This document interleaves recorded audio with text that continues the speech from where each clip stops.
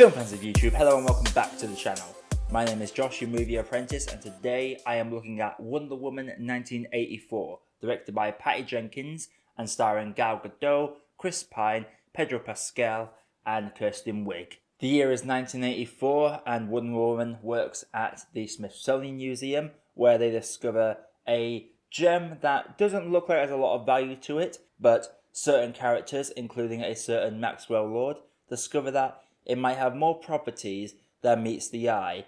And also, for some strange reason, Steve from the first movie that died tragically is back. So before I get into the review, if you do like what I do on the channel, consider clicking that like button and subscribing to the channel for more reviews like this coming all the time. But without further ado, let's get into the review and controversies. So first off, I have to comment on the very, very toxic nature that is film Twitter at the minute when it comes to this film, because there seems to be this habit of you have to love this film or you have to hate this film, which is one thing I hate about modern day film opinions. You have to love it or hate it. There is such a thing as a film being just okay, and for me, that is this movie. This movie is just okay, and let's get into why I think that. First of all, on the positive end of things, I do love the soundtrack. Hans Zimmer is, as always, fantastic with his soundtracks, especially the opening sequence. There is this entire glorious opening sequence that is scored beautifully and blocked beautifully. It's just a great opening in general. I have to say quickly as well that even though I'm going to try to keep this as spoiler free as possible, there's some things that I will have to talk about that may include some minor spoilers. So the limitations I'm setting for myself for this review, as it's been out in cinemas for a couple of weeks now, and it's on HBO Max for all of you to see right now, I will be only talk about things that are at least spoiled in the trailers for this movie, because there's some things that are and some things that are not. And the Chris Pine coming back as Steve, I liked it because I think Gal Gadot and him have a great chemistry together. Their scenes when they're just bouncing off each other, whether that be romantically or dramatically, they just gel really well as an on-screen pairing.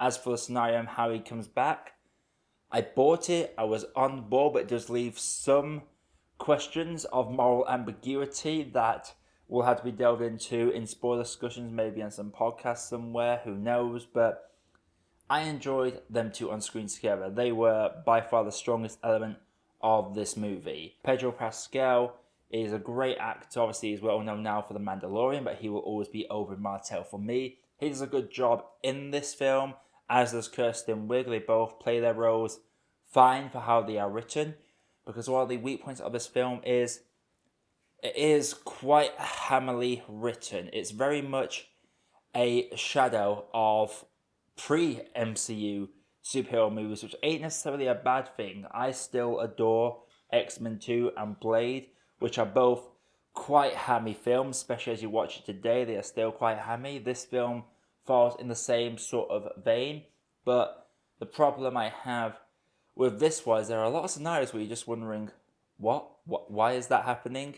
I watched this in a group call because one of my friends in America has HBO Max, so there's a group of about 6 of us watching this film as he streamed it for us, and there was a lot of moments from many people in this chat, including some very hardcore DC fans in this one. There were a couple of people that hadn't even seen the trailer for this going into it, and they clicked on what was going on, but I feel like after the 5th or 6th just random background leopard / cheetah print just laying around the set kind of gives it away. It was actually very distracting from some of the scenes, how there would be an important bit of dialogue or exposition going off, and you would just see laying on a sofa somewhere is a bit of cheetah print.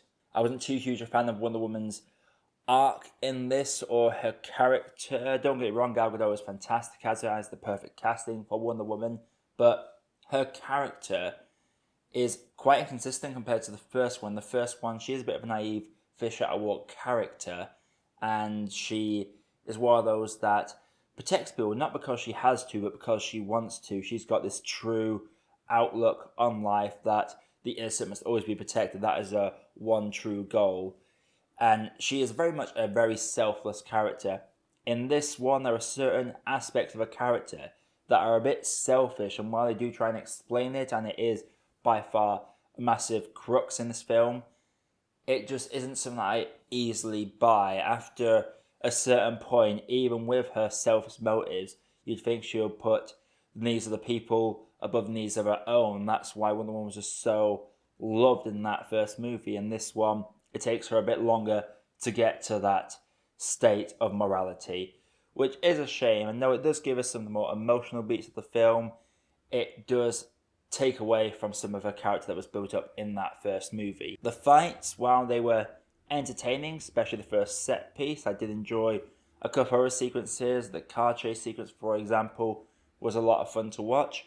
There is nothing that stands out as memorable as the No Man's Land scene in the first movie. I have to say the finale of this movie is one that leads a lot of suspension of disbelief. It requires a lot of people to do a certain thing, and there is no way in hell a lot of people did that certain thing. I feel like I am right on the line here in terms of spoilers, so I'm just not going to say any more about it, but it was very difficult to buy how a solution was reached, and there's a certain powerful moment that is immediately taken away from you. There's a certain choice that is built up as this huge thing that isn't even in regards to the other thing I was speaking of earlier, but immediately it is wiped away. And maybe I'm going to say this, but I would have liked to see it go all the way in that sense. And I think my biggest complaint of this was that I thought Cheetah was going to be the big bad in this from my limited knowledge of comics, because I'll be honest, I've not read a million comic books. Like, I think the only real series I've dove into and got really deep into was the Suicide Squad comics. So I don't know the ins and outs, but I thought Cheetah was supposed to be one of the bigger villains in Wonder Woman's repertoire, and she very much feels like a side character in this one, a little distraction from main things that are going on. I need to start talking some positives here. It is a good looking film. It is a fun movie.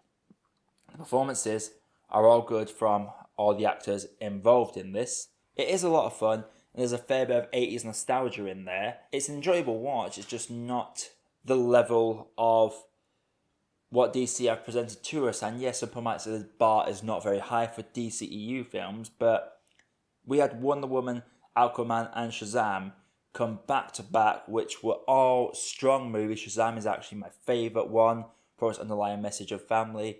This one doesn't really carry much of a message, and while it does try and do the wholesomeness thing towards the end, it just doesn't stick the landing with me. Overall, Wonder Woman 1984, it is not the best DCU movie, it is not the worst DCEU movie. It is possible to like a film and not like a film, and just not think it's the greatest or the worst thing ever made. The performances are solid. Patty Jenkins directs this quite well. There are some good set pieces, there are good scenarios that are presented to you. The chemistry between Chris Pine and Gal Gadot is brilliant, but there is some things about this that is too hammy. There are some leaps in logic you have to face, and there are some characters that I feel like are underutilized. I would say that Cheetah especially, very much just, it copies the same arc as Jamie Foxx in The Amazing Spider-Man 2. I could not stop thinking that the whole way through this. In fact, there are a lot of similarities to Wonder Woman 1984 that you can see in certain Spider-Man films like Spider-Man 3 and The Amazing Spider-Man 2. It just gave me a lot of memories of these two films for the things that hold it down, because there's a lot of these things that hold this film down that were the same in those two movies. So maybe that should give you some sort of perspective on where I'm coming from. It's very much Spider-Man 3-esque, as it could have been really good, but there's just some things about it and some really weak elements that drop the ball for the film, and some of the strong moments are taken away from, because there are strong moments in this. So overall, I'm going to have to say that Wonder Woman 1984, for me, is an okay cup of tea. So Wonder Woman 1984, have you seen it? If you have, let me know your thoughts down in the comments below. Again, if you like what I do on this channel and want to see more reviews from us, please consider subscribing and hitting the bell notification. and drop the likes as usual. Helps with the algorithm, helps the video get out there. I am overwhelmed with the support I've had this year. I look at last year's stats versus this year, and it's chalk and cheese. They are so unlike each other. It is amazing to see so much support for the channel this year, and I hope we can continue that in the 2021, which hopefully we can go to cinemas again. Fingers crossed. But until next time, my name is Josh. I have been your Movie Apprentice, and I'll see you in the next video. Hey, thank you for watching, and thank you for making it to the end of the video. While you are here, if you haven't done it yet, please feel free to drop a like and consider hitting that subscribe button for more reviews coming all the time. And also, while you are here, there are some other videos over there that you might want to sink your teeth into. Have a good day, guys, and do enjoy.